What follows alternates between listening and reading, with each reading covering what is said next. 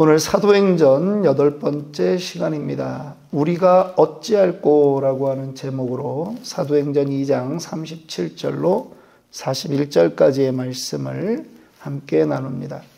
어제는 베드로가 이제 15지역에서 온 사람들에게 지금 자기네들이 방언을 하는 그 원인이 어디에 있는가라고 하는 것을 어제 두 가지로 설교합니다. 무엇입니까?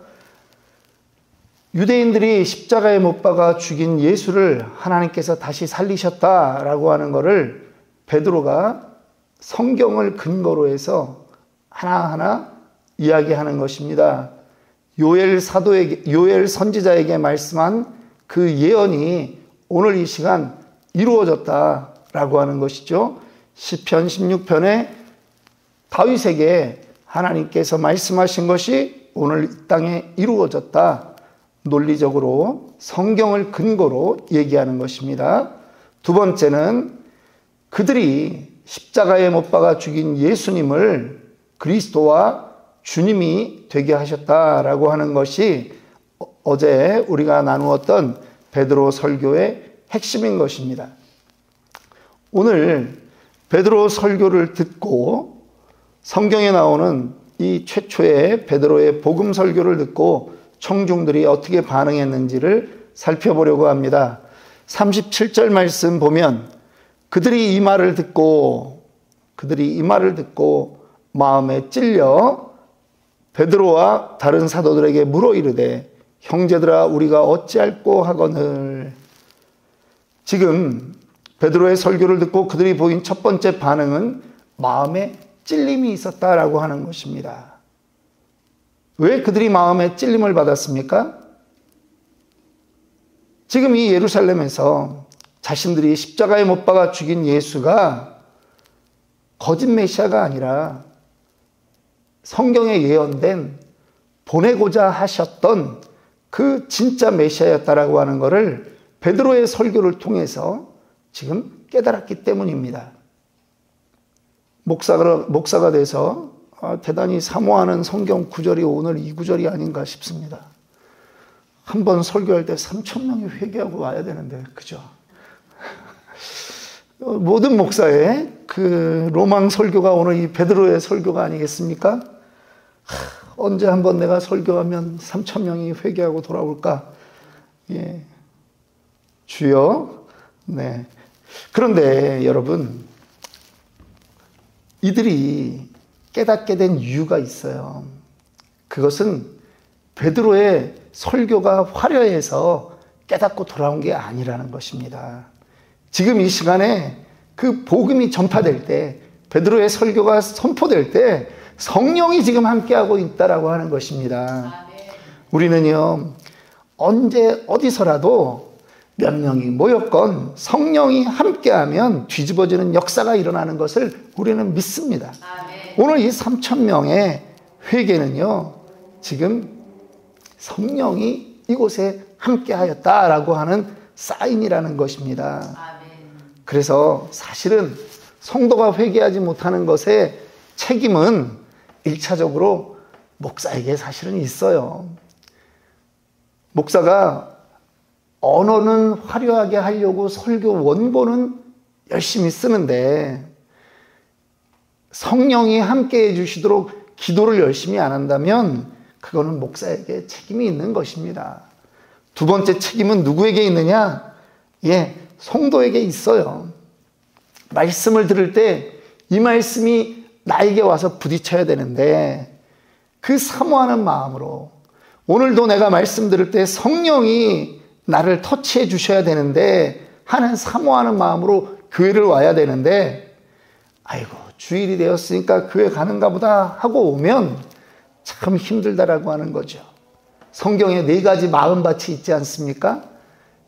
씨앗은 똑같은 씨앗이 뿌려졌어요. 그런데 열매 맺는 밭이 따로 있다라고 하는 거예요. 그래서 호세아 선지자는 말하죠. 우리 마음밭을 기경해야 된다라고 말합니다. 오늘 이 성령의 역사가 늘 우리 가운데 일어나기를 우리는 사모하고 기도해야 되는 줄 믿습니다. 그들이 성령이 귀를 열어주시니까, 성령이 눈을 열어주시니까 그저 갈릴리 사람 누군가의 설교로 들리지 않는 거예요. 하나님의 온전한 말씀으로 들리는 거예요. 그들이 우리가 지금 잘못했구나. 우리가 지금 정말 하나님의 아들을 죽였구나. 그 생각이 드니까 그들이 묻습니다. 우리가 어찌할꼬? 우리가 어찌할꼬? 왜 이렇게 묻습니까? 죄를 깨달았다라고 하는 것입니다. 죄를 느끼면 되는 게 아니에요. 지금 베드로가 정확하게 말하잖아요. 어찌할꼬? 회개하라. 회개하라. 죄를 하나님 앞에 회개해야 되는 것입니다. 회개라고 하는 것은 우리 믿은 사람에게 다시 얘기합니다. 안 믿은 사람은 무엇을 회개합니까? 내가 예수를 그동안 거부했던 것을 회개하는 거예요. 말씀을 들었는데도 내가 그 말씀을 조롱했던 것에 대해서 회개해야 되는 거예요. 성령 충만했던 사람을 새술에 취했다라고 조롱하지 않았는가? 예수 열심히 믿는 사람을 저 미친 것들이라고 말하지 않았는가? 하나님이 눈이 시퍼렇게 뜨고 살아계신데 안 믿는 사람은 그거를 회개하는 거예요. 믿는 사람은 무엇을 회개합니까? 내가 믿는다고 하면서도 믿음의 행위를 갖지 못한 것을 회개하는 거예요. 합당한 삶을 살지 못했던 것을 회개하는 것입니다. 우리 대한민국에는요, 참 이 기독교 역사에 너무나 감사한 회개의 역사가 우리 기독교 역사에 있다는 것이죠. 1907년 평양 대부흥이 우리 민족에게는 참 세계적인 아름다운 그 부흥의 소식 아니겠습니까?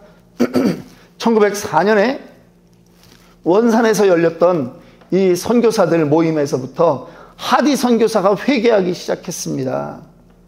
그리고 그들이 이 조선 땅에도 부흥을 주십시오라고 기도하기 시작했습니다. 그런데 장대현 교회에서 그들이 부흥회를 할 때 회개가 일어나는 거예요. 여러분, 하나님이 주시는 회개는요, 누군가가 회개했다고 비웃지 않는 거예요. 마음의 용납이 다 있는 거고요. 그 사람의 회개를 들을 때 내 안의 모습을 살펴보는 것이 진정한 회개입니다. 나에게는 그런 것이 없는가? 그곳에 모인 사람들이 전부 다 회개하는 겁니다. 베드로는요, 회개에서만 그치지 않습니다. 회개의 증거를 가지라고 하는 것입니다. 사인을, 무엇입니까? 침례를 받으라. 죄사함의 침례를 받으라고 말합니다. 누구의 이름으로 받는 침례입니까? 이전에 그들에게 침례를 줬던 사람들은 아마 침례 요한이었을 것입니다. 그런데 지금 누구의 이름으로? 예수 그리스도의 이름으로 침례를 받고 죄사함을 받으라 선포하는 것입니다. 예수의 이름입니다. 예수의 이름. 예전에 그들이 조롱했던 이름입니다. 그런데 그 예수의 이름에 구원이 있기 때문입니다. 예수의 이름에 구원이 있습니다. 사도행전에 말씀하지 않습니까? 세상 다른 어떤 거에도 하나님이 구원받을 이름을 준 적이 없다라고 하는 거예요. 예수의 이름입니다. 죄사함은요, 다른 사람이 줄 수 없습니다. 예수님, 예수의 이름에 죄사함이 있습니다. 그러면 죄사함을 받으면 어떻게 됩니까? 성령을 선물로 받게 되는 것입니다. 믿으십니까? 여러분, 죄사함이 없으면 용서함이 없으면 구원이 없습니다. 예수께서 이 땅에 오셔서 십자가에 달려 죽으신 이유가 바로 이것입니다. 우리의 죄사함을 위해서. 죄사함이 없으면 구원이 없습니다. 우리는 담대하게 이야기해야 됩니다. 당신들은 죄인입니다. 죄인입니다. 회개해야 됩니다. 선포해야 된다라고 하는 것이죠. 사람들이요, 죄인이라는 말을 참 듣기 싫어합니다. 형무소에도 안 갔다 왔는데 무슨 죄인이냐 그렇게 이야기할 수 있습니다. 그런데 하나님 뜻에 반하는 모든 것이 죄인이 아니겠습니까? 성경에는 약 40여 가지의 죄의 증거들을 이야기하고 있습니다. 저희가 3분 복음 메시지를 암송할 때 저희가 4가지 죄의 증거를 얘기해요. 왜냐하면 사람은 그런 말을 듣지 않으면 시인을 안 하거든. 그래서 어떻게 말합니까? 다음에 4가지 사실이 여러분과 무관하지 않다면 죄인이라고 시인해야 합니다. 첫째로 두려움은 죄의 결과이므로 여러분에게 두려움이 있다면 여러분 역시 죄인입니다. 둘째로 미움은 죄의 결과이므로 여러분이 누군가를 미워하고 있다면 여러분 역시 죄인입니다.